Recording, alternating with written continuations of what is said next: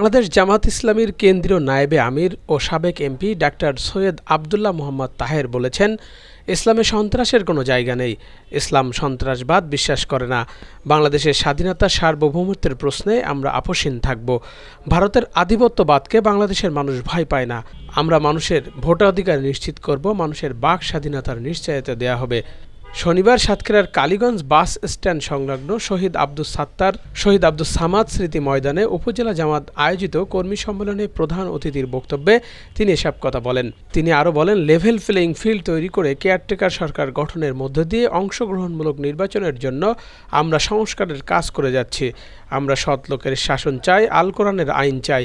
বাংলাদেশ জামাত ইসলাম সম্পূর্ণ দুর্নীতিমুক্ত। আমাদের কমিটমেন্ট থাকবে উন্নত শিক্ষা ব্যবস্থা, সবার জন্য ভাত কাপড়, শিক্ষা, স্বাস্থ্যের ব্যবস্থা নিশ্চিত করা। আমরা আওয়ামী লীগের শাসন দেখেছি, বিএনপির শাসন দেখেছি, জাতীয় পার্টির শাসন দেখেছি। এখন বাকি আছে একটি দল, সেই দলের নাম বাংলাদেশ জামাত ইসলামী। আমাদেরকে ভোট দিন, নির্বাচিত করুন। আমরা আপনাদের অধিকার ফিরিয়ে দেব। দেশের সকল ধর্মের মানুষের সম অধিকার নিশ্চিত করব। নারীর মর্যাদা সমুন্নত রাখব। মহানবী হজরত মুহাম্মদ সাল্লাল্লাহু আলাইহি সাল্লামের হাদিস বর্ণনা করে তিনি বলেন, ইসলামে কোনো নারীকে হত্যা করা যাবে না। আমাদেরকে 5 বছরের জন্য বাংলাদেশ থেকে ইজারা দিন। যদি আমরা ব্যর্থ হই, আমাদের কানে ধরে ঘাড় ধাক্কা দিয়ে বের করে দেবেন। সোনার বাংলার স্লোগান এদেশের মানুষের ভাগ্য পরিবর্তন করতে পারেনি উল্লেখ করে তিনি বলেন, লুটপাট, দুর্নীতি, জুলুম, অত্যাচার, নির্যাতন, খুন, গুম আর অপশাসন চালিয়ে এদেশে ফ্যাসিবাদ কায়েম করেছিল আওয়ামী লীগ। এখন আবার আরেকটি দল সেই একইভাবে লুটপাট, চাঁদাবাজি, দখলবাজি শুরু করেছে। তাদের বিরুদ্ধে সজাগ থাকতে হবে।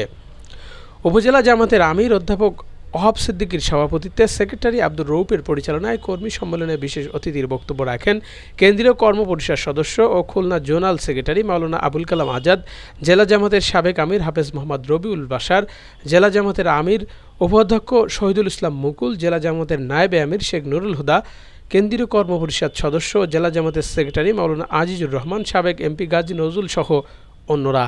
এর আগে সকালে সেখানে জামাত ইসলামের মহিলা কর্মী সমাবেশ অনুষ্ঠিত হয়।